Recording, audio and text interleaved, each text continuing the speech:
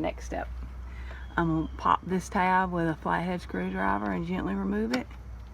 There's a bolt I'm going to get to right there at the end of my finger. Let's see if I can see it. A bolt right there. I'm going to just use a flathead. Same thing on the other side. I wanted to show you this piece, this bottom piece under the headlight that we were real careful with.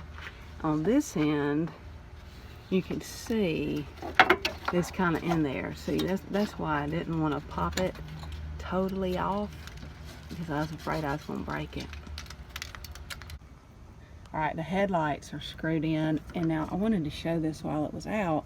You can see how this tab will fit into that when I slide it back in, and it'll snap. So when you're pulling it out, you kind of get an idea of how you have to wiggle it to get it out.